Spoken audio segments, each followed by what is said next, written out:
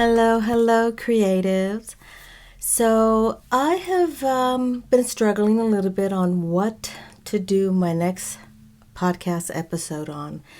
I started going in one direction and then it just I wasn't really resonating with it. So I thought, you know what, instead of forcing it, maybe I should just talk about the thing that has come up for me in the last actually month and a half. So, if you've seen a few of my other episodes prior to this, I'm here in Southern California. We're dealing with a lot of fires here. We were evacuated, and so that happened in January. And then last week, a few days ago, we had torrential rain. Now, for those of you who don't understand, after a big portion of the terrain is burnt, then what happens is that there's nothing to hold the water. So all the rain, especially when it comes in that short amount of time, rapidly, that quantity of water from the rain comes down the mountain. There's nothing to grab it. So it just pulls all of the fire debris down and it's just flooding. So, luckily we're fine. We're far enough from the hills that we didn't get affected, but it was just a block up where the people living in the canyon actually got bombarded by mudslides. So that just to give you a little bit of a snapshot of what's been going on. It's just like, okay, the fires, people are trying to deal with that. That was huge. And then the mudslides. So anyway, it got me really thinking about my stress levels, and how stuff like this is not just locally, right? It's globally for each one of you. Maybe individually you're going through some challenges, some difficulties, and it made me really think about stress and how that can affect your creativity.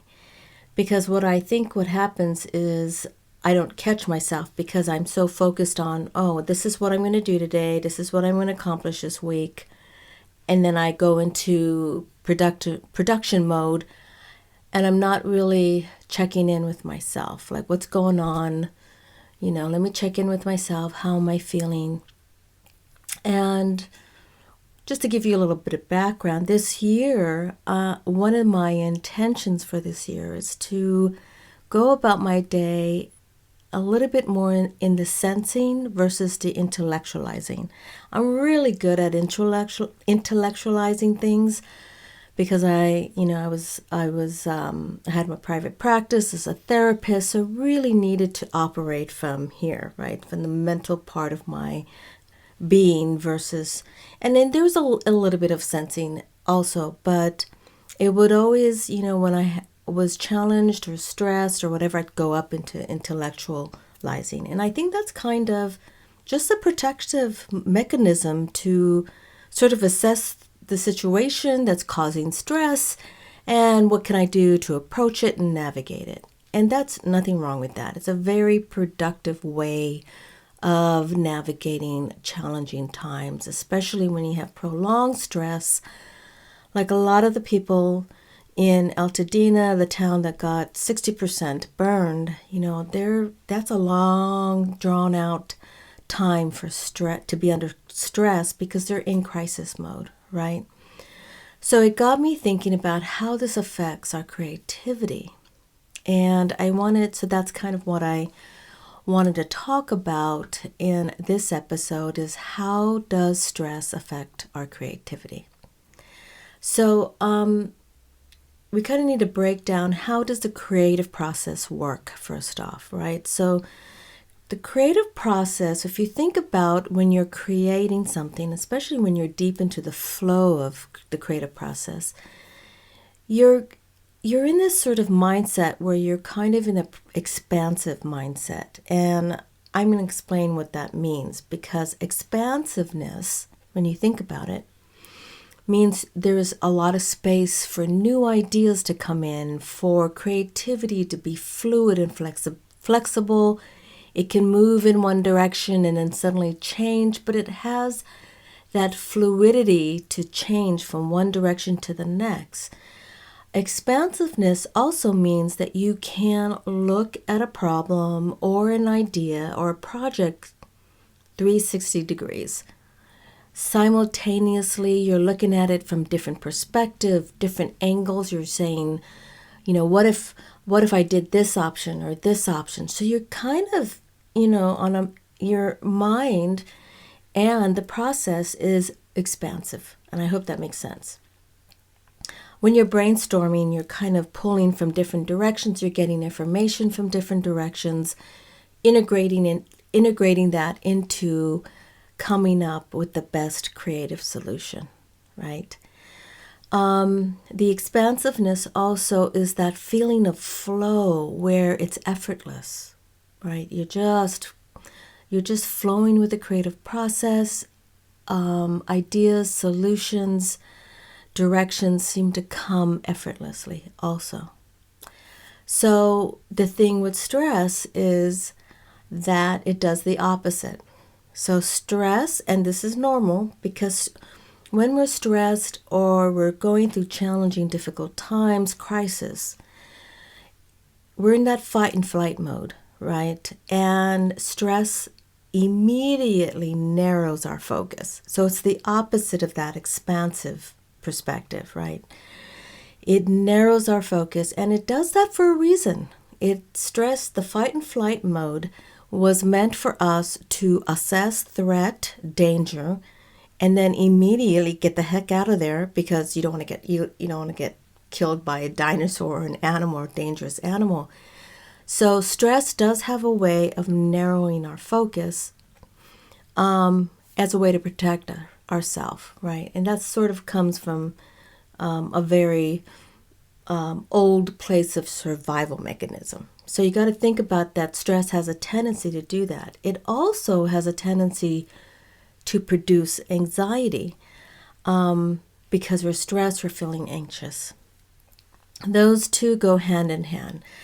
And so when you're anxious, it produces, more overthinking. And especially if your vision is getting, a little bit more focused and less expansive, then you're more likely to get into this sort of loop, right? And then what happens is that you're kind of stuck doing the same thing over and over. I know this happens when I'm stressed and I feel under the gun trying to get something done quick. And I suppose I'm trying to get something done that's creative. I find myself sometimes getting stuck and forcing something to happen. And specifically when I apply some kind of application onto my artwork, or I'm, mixing some mediums and it's just not quite getting the effect that I wanted. So then what happens is I'm forcing it to happen because that was my original vision. Why isn't this working out? Maybe I need to just do this. And then before I know it, I'm actually forcing it to work. I'm forcing it to get the effect that I wanted. And then I get stuck in that loop. And it takes a while sometimes for me to recognize, okay, you need to stop doing that, take a step back and focus on something different. So anxiety and stress can get us stuck in that overthinking, and then we're not really problem solving it. We're just kind of in that loop. And then stress also has a way of sucking all that energy out of us, right? Mentally, especially when we're going through crisis. We're putting a lot of energy out to maybe put out fires, right? Or I don't mean physical fires, but sometimes if you have a loved one who's ill, you're dealing with the doctors and the nurses in the hospital and all that requires decision making, and then maybe this happens, and then you have to address that, and all your energy and focus has to go to solving that problem.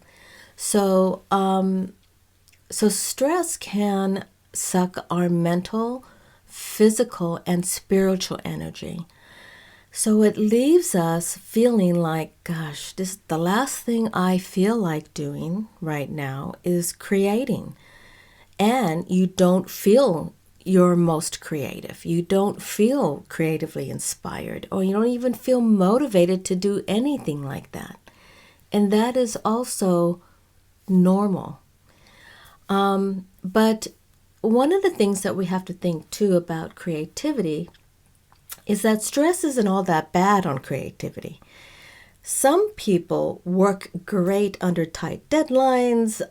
They work great under pressure, and they say, some of my best ideas came from being under pressure, having to meet a tight deadline, and kind of that they almost thrive and feed off of that anxiety, and they've utilized that energy to give them new ideas. So stress isn't really all that bad on creativity. Some people have come up with some awesome solutions from that, right?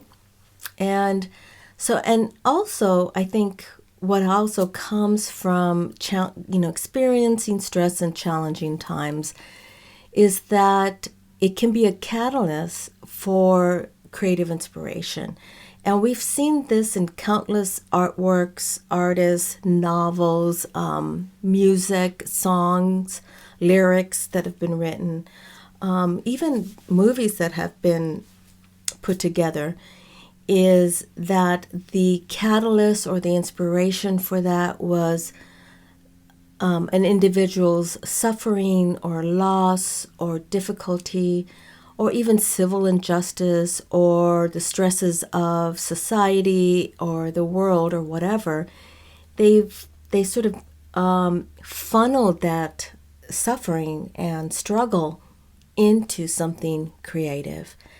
And also, when you're struggling, you're stressed, and you feel you're experiencing a lot of pain from what you're dealing with. That bubbles up, and that's usually when creativity, or there's a part of you that wants to creatively express what you're experiencing. So in some ways, stress can be have a positive effect on our creativity. So that's something to think about, and I think that I'm thinking back when I was going through art school, the objective of the program was also training you to create under pressure, under tight deadlines, under constraints. And so what they did is they would pile up the projects. So we had multiple projects going on, simultaneously, which every week we had something due.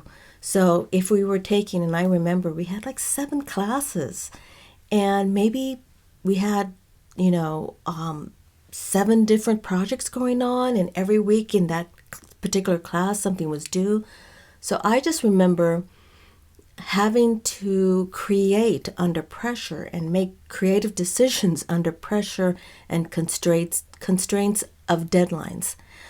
And that's fine. It's a good skill to have, especially when you're learning how to operate and work in the industry. There are a lot of tight deadlines that you just have to figure it out and make decisions and come up with ideas. But what I know now, looking back, and where I am creatively in my life, that works only to a certain level, but you're not really getting into the sort of the deep, rewarding, soul-fulfilling creativity. Because I feel like that stuff comes from a different place. It doesn't come necessarily from stress or crisis, but it comes from a more grounded, centered place. a place of calm, a place where you are connected to your creative spirit or even higher power. So speaking of centering, this is why I think if you are experiencing a stressful time or going through crisis, it might not be the best time to dive into a project that has to be done right away, or it's probably, in other words, because sometimes that might be unavoidable, but sometimes you might already put pressure on yourself that, I've been going through a lot of stress. I haven't been working on my project. I really should just dive into that and get it done. We put additional pressure and stress on ourselves because we have expectations around a project that we've been working on for maybe months, and now we're getting frustrated that it's not being done because a stressful situation in life has taken a little bit away or time away from that project, and then we start putting pressure on ourselves, right? So that's something to be aware of. But this is why I think it's important, if you are a creative person, whether you're doing it as a hobby for enjoyment or professional, you need to have different levels of creativity. So for example, say you have and this is what I've had happen, is I have a deadline because I have an art showing coming up, and I have several pieces that now have to be completed before the art showing. Now I start feeling a little bit of stress, and now I start feeling like my creative juice is being sucked out of me because of the stress and the tight deadlines. What's really good is to, instead of diving into the doing and the production of trying to get the project done, you go and you do something easy. You do a little bit of, maybe you do a couple of pages in your art journaling. Maybe you do an art practice that is no pressure. It's collaging, pulling little pieces of collage material and just putting collage down on small pieces of watercolor tiles, right? Something that's not loaded with pressure, but something you can just dive in and allow that art practice to be a warm-up. And when I mean warm-up, it's also a way to sort of calm that anxiety down, because you're doing something creative, but it's something that you can just do with no stress. You can dive into the flow of it, and it's spontaneous. There's no perfecting or anything. You're just kind of warming up that connection, because I believe that creativity requires a warm-up. It's a way to, reconnect your mind, body, and soul to that creative process. So now you feel a little bit more able to tackle the project or the deadline. Another thing too is, remember, when you're doing something creative that is very simple and low stress, it gives you an opportunity to become more present. Because remember, when you're stressed and anxious, you're not present. You're so focused on what has to be done in the future, what needs to be done. You got your to-do list. All that is part of anxiety, is focusing on the future, right? All that is not happening in the now, not happening in the present moment. And there's something valuable about being in the present moment, because what happens is that not only do you allow yourself to now just take a break from the overthinking, the to-do list, but it allows you to breathe. And what I love about doing something simple as an art practice or a warm-up, like collaging, art journaling, doodling, is that it allows you a moment to breathe.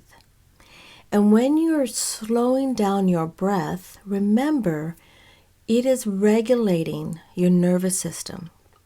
So that's something that's very important to remember, Because when you're anxious and you're stressed and you got a lot to get done, or you just feel like you could feel it in your body when your nervous system is amped up, you have to bring that down, right? It's important. Not only physiologically is it important, but mentally it's much more productive to help bring that nervous system down when you're stressed and anxious. So when you are, say, you're just doodling, right? Or you're just playing with collage, you intentionally take some deep breaths. You intentionally try to be present, and that will help you become more grounded and centered, and you will feel more motivated and more expansive when you do something creative, like go back into that project. Or even if you don't have a project, those warm-ups lead to something creative or lead to creative inspiration. So that's something really to think about, because I think what happens often, and I think this is kind of what I've noticed with everything that's been going on in the last couple of months here or in this area, is that I have found myself feeling just, not that I'm in any imminent danger or anything, we're safe, our home is safe, but it's just the energy. The energy is what I pick up, and also the deep empathy and compassion, and just feeling so broken hearted with everything that other people are going through. That creates some stress on my system, and then it affects my creativity and my ability to focus. So, and that's why I wanted to talk to you in this episode about that, because I think it's important to think about in terms of stress and creativity and how it affects you. So I hope you enjoyed this episode. I hope, it's a short one, but at least I think it's an important one to think about, because we forget when we are going through stressful times, we forget about tapping into a tool that is so valuable to help us in those moments, which is our creativity. And sometimes when we're stressed, that's the last thing we think about. So if we take the pressure off to say, okay, right now, I'm just going to take a break from the situation, take a break from the anxiety and stress, and do something creative. And again, I think this is why coloring books, for adult coloring books, where they could just grab some pencils and grab the book itself, could actually just start coloring. Just that alone was important to calming their system down. So keep that in mind if any of you are going through a tough situation. Don't forget, creativity is always there for you, and you can always plug right into it. It doesn't have to be a big project, a big idea. It can be the simplest thing. Because remember, art is everywhere, and we just have to take that time to notice it. So thank you for listening to my podcast. I appreciate all of you who are subscribing to my YouTube channel. I'm excited to see those numbers go up, and excited to see that people are listening to my podcast and watching my YouTube episodes.